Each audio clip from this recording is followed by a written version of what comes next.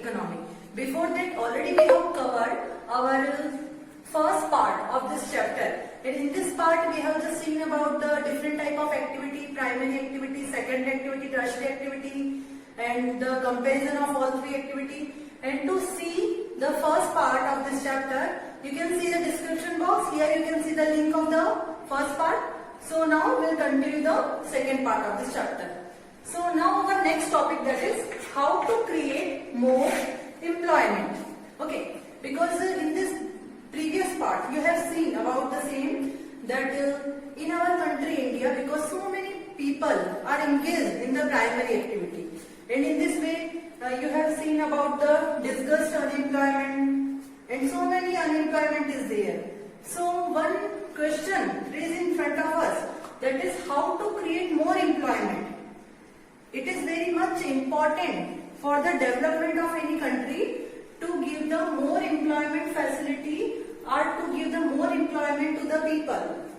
So now we'll just discuss about how to create more employment, because it is the duty of the government, and how the government will create the new type of employment. So we can see that in the field of agriculture, the people, they are just need, it means not only the agriculture it is possible, it means people just required to store it means storage house to store their material.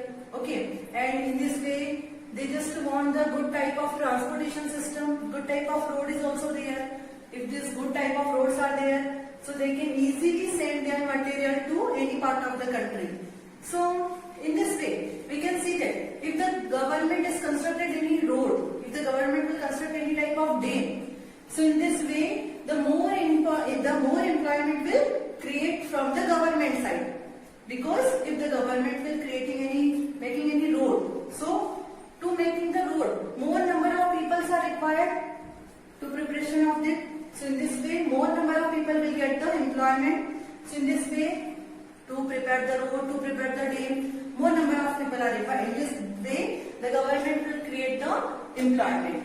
And in any planning commission, one survey is there, and according to this survey, because already you know that the government is giving the free education facility to the student of this country, means to the children of this country.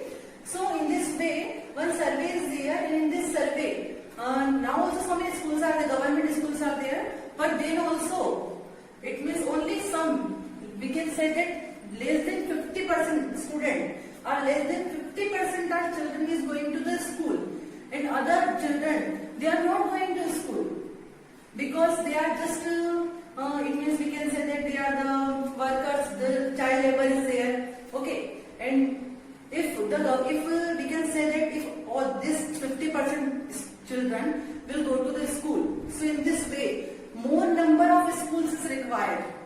So we can say that one survey is there, and in this survey now 20 lakh employment facility government can create if the more number of schools are there. So in this more number of schools, more number of staffs are there.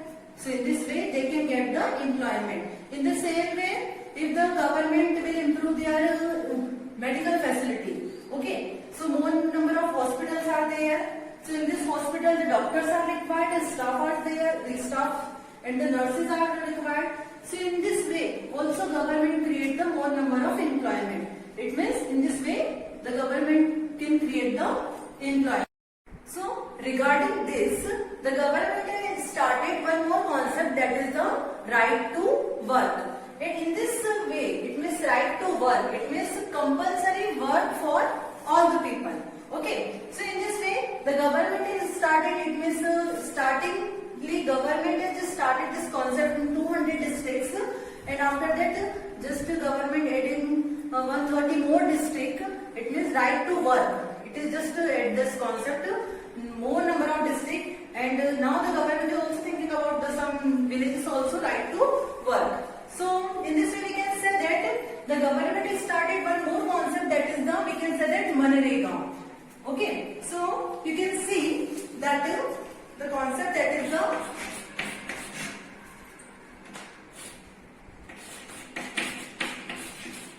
Manrega. I think you are very much familiar familiar about this concept because nowadays this concept is very much familiar. Okay, so the full form of this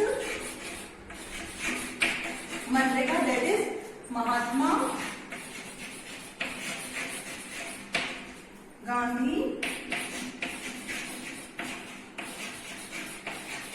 National Rural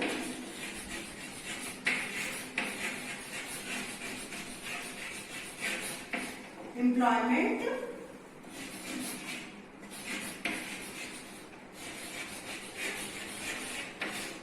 Guarantee Act 2005. Okay, the concept of Manrega, that is Mahatma Gandhi National Rural Employment Guarantee Act 2001. And this concept, this started, we can say that 1st April 2008. This Manrega concept is started, and in this way, the government has just promised to the people. It means those who are we can say that those who are the landless agriculture in this agriculture field, those who are the landless labor are there, marginal laborers are there. So that's why the government has started this concept Manrega, and in this way the government has just promised to give them 100 days for work. Okay, and in this way they will get the earning for this 100 days. And suppose if any condition, if government is not able to provide this work to the labor, okay, so in this way the government will give to them, it means the government will give them to unemployment allowance.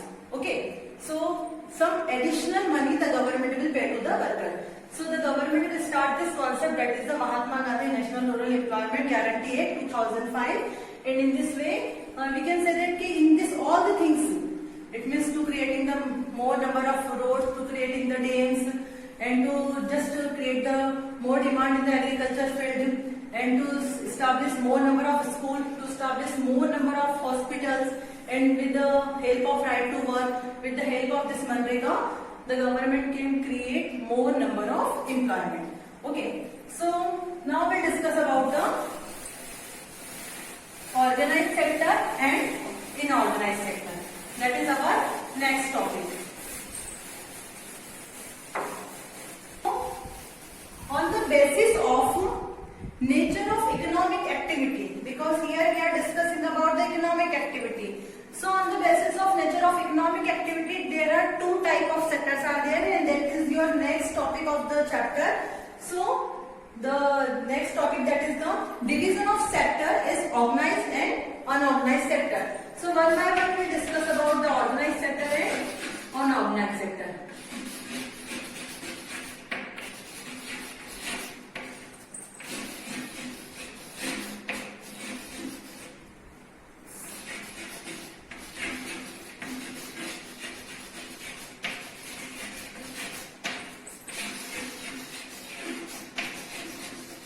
Okay, so one by one we discuss about the organized sector and unorganized sector. Okay, so in your book, two examples are there. In this example, one woman is there, and this woman is doing the work in any office, and in this office she is getting all type of facilities. It means she'll get the fixed time of their working, and regular leave is there. Their service it means fixed, and one more people is there. So we can say that in this way, one more man is there, and he is not job securities, and he is not fixed working hour. So it means first of all I will just explain to organized sector. What is organized sector? Organized sector, it means in this sector, organized. Mainly this sector is just it means we can say that organized by the government side, okay, and their control and the registration from the government side only. So in this sector, so many we can say that the law is also implemented, that minimum wages act is there, minimum salary act is there. So in this way we can say that organized sector, it means people have job security, first thing, because if any person want to do the job, so first their requirement is job security. So organized sector, it means those the people people those who are working in the organized sector, first they have the job security, and second the person those who are working in the organized sector, they get the regular salary, and in the same way they are just getting the leave also, some medical leave also they are getting, and in the same way they are just getting the PF also, and some gratuities also, pension also after leaving the job. And in this way the person, it means the employer, cannot say to them any one day that you cannot come to the job. It means their complete job security is there. And if you talk about the unorganized sector, so the unorganized sector is just opposite to the organized sector. In this unorganized sector, because it is not, it means we can say that not guaranteed the jobs, or they are not secure job is there. Okay, so it means very small amount of the salary the people earn, and in this way they are not getting the job security. Their working hour is also not fixed. And suppose because in the organized sector the people, suppose their working hour is fixed, 8 hours per day they will work, and if they will do the work more than 8 hours, so they will get the extra money for that. But in the unorganized sector, they are not getting any extra amount, and in the same way they are not getting any type of leave, they are not getting any type of medical facility, and in this case, because I have just already told you that they are not getting the job security. It means any of the day when the employer not need, so they can say to them that no need to come to the job. Okay, it means that is the secured and that is unsecured. So in this way, these are the two sectors are there, organized sector and unorganized sector. In a book, some two small stories are there. One stories belong to the person those who are doing the job in organized sector, and one person that is doing the job in the unorganized sector. So you will see the very short stories are there. You will read it, so you can just very much clear about the organized sector and unorganized sector. Now, one question raised in front that because the unorganized sector, those who are working in the unorganized sector, their wages is not fixed, their working hour is not fixed, and even they are doing the more, it means more time they are spending for work, then also their earning is very much low. So one question is that how we can just secure or how we can protect the unorganized sector laborers. Okay, how to protect worker in the unorganized sector. So in this way, the government will create more number of employment facility. So in this way, this organized sector workers, they will get the benefit of it. Okay. So because already I have explained about how to create the more employment. So with the help of it, the people, they will get they can just unorganized sector people, they will just convert into the organized sector. But we are just saying about the same that now also, it means after the 1990s, it means the more number of organized sector, they are also converting into unorganized sector. It means sometime they want to save their tax also, and when they are not required, so when at the time they are just we can say that convert their employees to the organized sector into the unorganized sector, because they are not required the people. So in this way, when the government will create the more employment, so the organized sector people, we can just protect them. And now we'll just discuss about the next thing, that is on the basis of ownership. It means already we have discussed about the economic. So on the basis of ownership, we are just divide the economic activity into two types. Okay. On the basis of ownership, we can divide the economic, or we can classify the economic activity into two types. First, that is the public sector, and second, that is private sector. Okay. So first we'll discuss about the public sector ownership. It means in the geography you have seen about the ownership.